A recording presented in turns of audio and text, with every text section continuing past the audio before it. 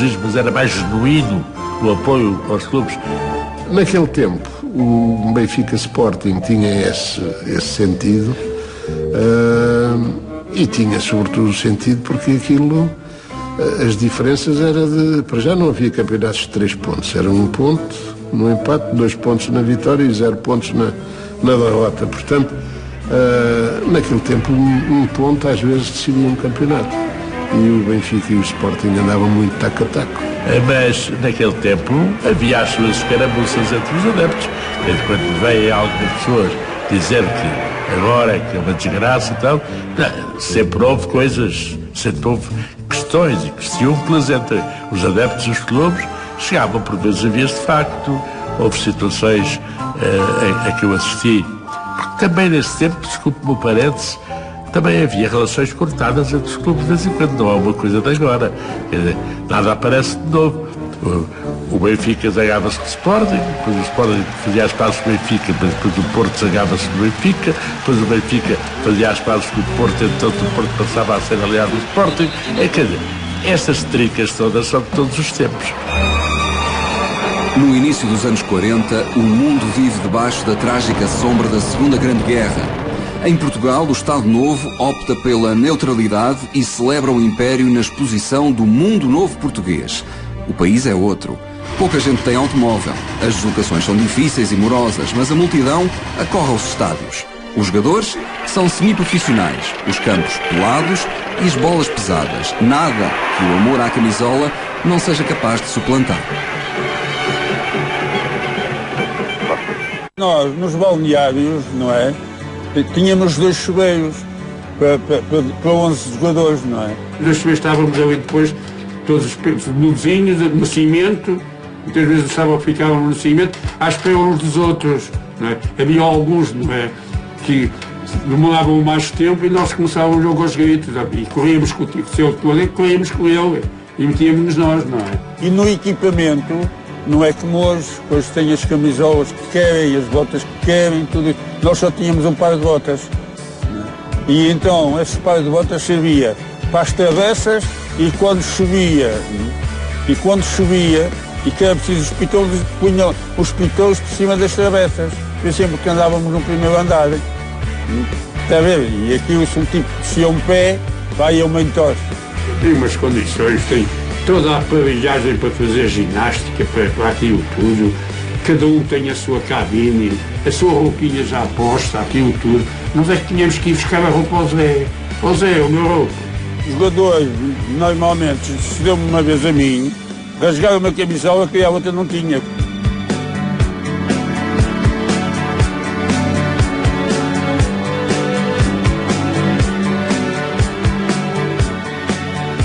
Os campos eram de terra e hoje era levado. Eu lembro muito bem quando entrei no Estádio Nacional na inauguração do campo dos Nacional em 1944. Eu entrei no Estádio Nacional, aqui nós parecia que andávamos numas molas. Que andei, pá, isto é que é bom, isto até apetece cair, dizíamos nós uns para os outros. E não só aquelas bolas de atacadores quando chovia. Dávamos na testa até a pele ia. Deve ter sido no tempo de Julinho que nasceu a expressão "o futebol é para homens de barba rija". Homens duros, mas camaradas. Havia muito mais camaradagem, tínhamos mais contacto. Por exemplo, é que hoje os jogadores acabam os seus jogos, cada um tem o seu carro, mete-se no carro e vai-se embora. E nós não tínhamos que andar a pé, não tínhamos carro. Tínhamos que vir por Campo Grande a pé e vinhamos a conversar uns com os outros. Umas vezes íamos lá para o taberna ao lado, não é? E tomávamos lá um cafezinho ou bebíamos um copo ou qualquer no fim do treino, não é? E depois vinhamos por ali, para o Campo Grande, a conversarmos e criávamos muito mais amizade e através dos jogos a convidarmos, não é? Na Lisboa dos anos 40 não era improvável dar com uma estrela de futebol ao balcão de um banco ou de uma companhia de seguros.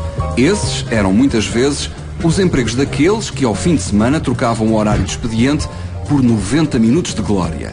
Os patrões e os clientes esperavam-nos às 10 da manhã, por isso, às terças e quintas, dias de treino, era preciso que às 8 horas já estivessem em campo, equipados e às ordens do técnico. O treino tinha de ser aproveitado ao segundo. Chegava-se às 9 horas, 9h10, ao misto, dá licença, tinham que ir trabalhar, quer dizer, havia uns jogadores que chegavam nem a 1 hora, chegavam e alguns até pouco mais de 1 hora treinavam, não é? E 2 vezes por semana. Íamos para o campo ao domingo e corríamos. E andávamos. Mas a vida civil do goleador era diferente da de muitos companheiros. Implicava menos burocracia e mais sacrifício físico. Todos os dias, Julinho fazia 10 a 12 quilómetros a pé. Era caixeiro de praça. Percorria Lisboa carregando na mão uma pasta de 5 ou 6 quilos, dependendo das amostras de produtos que fosse vender naquele dia. Além do treino, eu tinha um rico treino que eu andava essas horas todas, durante o dia. Não é? Porque nessa altura as mercearias, na altura que eu andei, as mercearias fechavam às 11 horas da noite. Em dia de treino, quando os colegas dos bancos e dos seguros saíam às 9 e pouco, Julinho ficava em campo até perto do meio-dia. Depois, ia vender produtos às mercearias. E às 6 da tarde, quando os serviços fechavam e todos iam para casa, o comércio continuava aberto até às 11. E Julinho lá ia de porta em porta até ao final da noite.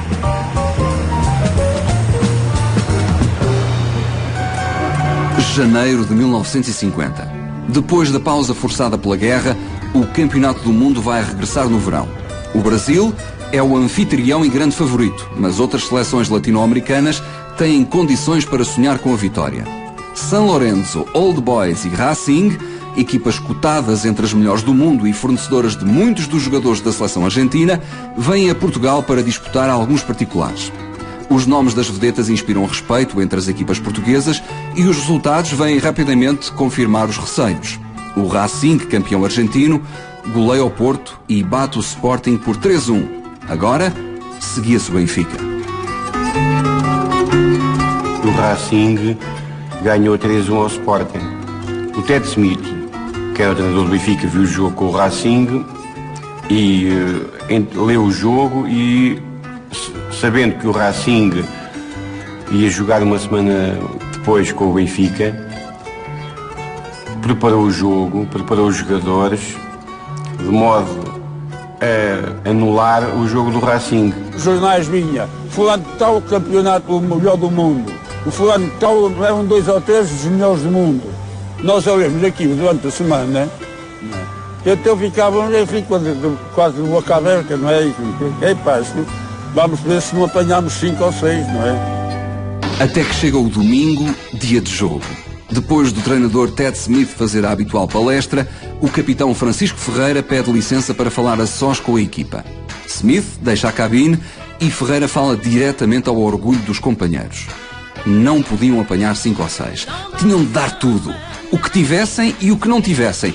Comer a relva, se acaso fosse. Até cair para o lado. Os jogadores abraçaram-se e, gritando, vamos a isto, correram para o campo. Ficámos para dentro do campo. Pouco tempo depois, 1-0 a favor do Benfica. Depois outro 2-0 a favor do Benfica, não é?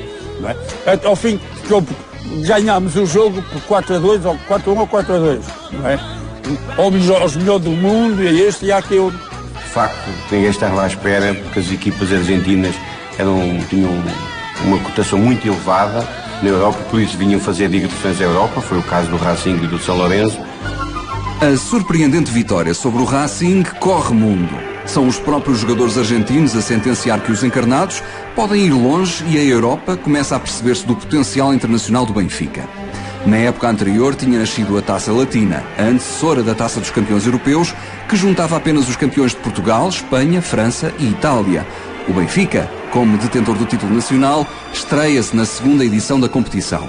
No primeiro jogo, confirma as boas impressões deixadas ao longo da temporada e bate por 3-0 a Lazio de Roma. A final é disputada no Jamor frente ao Bordeaux. Quem assiste ao vivo nunca esquece esse jogo intenso que redunda num empate a 3 e adia todas as decisões para uma finalíssima. Estive no jogo da final e nunca esquecerei esse jogo, primeiro pelo ambiente que aquele jogo criou no Estádio Nacional. Depois porque era o Estádio Nacional. E naquele tempo não havia ninguém, nem a norte do Mondego, nem a sul do Mondego, que dissesse que o Estádio Nacional era um estádio do Eiras. Era o Estádio Nacional. O Benfica fez um grande jogo com a Lazio venceu categoricamente e depois teve acesso à final, uma final que acabou por ser uma grande manifestação de benfiquismo e do poder do futebol, já no início a acabar a década de 40, no início da década de 50, porque o jogo não foi resolvido na final, teve que dar origem a uma finalíssima. Houve um segundo jogo, nessa altura não havia a transformação de pontapés da marca da grande penalidade para solucionar os jogos, era prolongamento mesmo, era até acabar, podiam ficar ali toda a vida. Não, é uma loucura aquilo. Aquilo é tão dramático e o prolongamento e tudo isso é indescritível. E a vitória, eu creio que naquele momento já não interessava, já não contava, embora era o que naturalmente todos nós queríamos. E a vitória chegaria. Ao minuto 146, a bola vem ter com o Julinho e o goleador faz o que lhe manda o código genético. Coloca no fundo das redes. Aquele poder que ele tinha e a vontade que tinha em chegar junto da bola, e conseguiu que a bola entrasse nas balizas dos franceses e deu a Taça Latina para o Benfica, a única do futebol português. A bola é um pontapé de canto, Rosário marca, a bola vai ao Moreira, o Moreira manda para cima da baliza e o guarda-redes, dois defesas e eu saltamos. Quem tocou no guarda-redes não fui eu, foi o defesas. O guarda-redes equilibrou-se e o guarda põe a bola bate na mão, a bola vem para baixo, dá-me no ombro, nem foi neste, dá-me neste meu ombro e vai para dentro da baliza. Mas o Julinho foi o herói dessa jogada. E eu assisti ao espetáculo, ao primeiro grande espetáculo da multidão a invadir um estádio, a levar os jogadores em triunfo, a fazer festas que nunca mais acabaram, que se prolongaram pela noite fora, festas que infelizmente só se repetiriam depois, mais tarde, já nos anos 60, tanto pelo Benfica, como pelo Sporting Militar das Taças, como na Seleção Nacional do Campeonato do Mundo, mas nessa tarde do Estádio Nacional foi uma das tardes que ficou na história do futebol português. A 18 de junho de 1950, Julinho deu ao Benfica o primeiro troféu internacional. Mas uma das leis mais cruéis do futebol diz que é fácil passar de besta a bestial e vice-versa. E os goleadores estão particularmente sujeitos a esse regulamento injusto.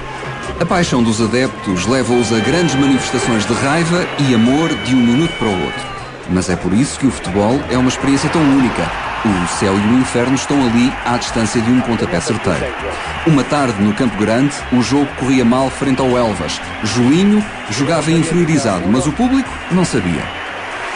O Elvas, na primeira parte, estava a ganhar por 3-1. E eu fui para o campo todo ligado, o ombros, a barriga, o peito, e injeções de novoquina na coluna. E então o Simões, também, que é o diretor da secção de futebol, também, e eu fui jogar todo ligado. E então eles disseram ao Julinho: olha que tu não te encostes, tu não vais ao choque. Puseram-me de uma maneira que eu entrei para o campo desorientado. E como eles sempre para não me encostarem, eu via a bola, sabia que ao choque o homem não ia deixar jogar a bola. E então a massa assertiva viu-me assim. E então começou-me a assobiar. A mim deu-me vontade de levantar a camisola e mostrar como é que estava. Mas não, porque eles nessa altura podiam dizer: estás aí porque queres. Ao intervalo, o treinador e o responsável técnico não autorizam Julinho a regressar para a segunda parte. Mandam-no desequipar e tomar banho. Mas naquele tempo ainda não eram permitidas substituições e o Benfica teria de tentar dar a volta ao resultado com menos um jogador. A equipa deixou as cabines e os responsáveis deram ordem a um funcionário, o Zé do Campo, para não deixar Julinho sair. O avançado fingiu acatar a decisão, mas os assobios dos adeptos ainda lhe ecoavam na cabeça. O Benfica ia ter de jogar com 10 e ele estava ali. De repente, o Zé do Campo distrai-se. E eu vejo de costas, e hoje tenho remorsos, mandei-lhe uma patada às costas, que ele entrou para o balneário lá pelo lugar da coisa dentro, e pá, foi cair lá dentro, não é? E eu vim cá para fora, para dentro do campo. Então quando eu entrei, eles me diziam: ó Julinho, não vais que te matas, ó Julinho, não vais que te matas. E eu então fui para dentro. E com tanta felicidade, que eu faço o 3-2, e faço, não sei se é o 4-3, né? Portanto, fomos ganhar por sexta vez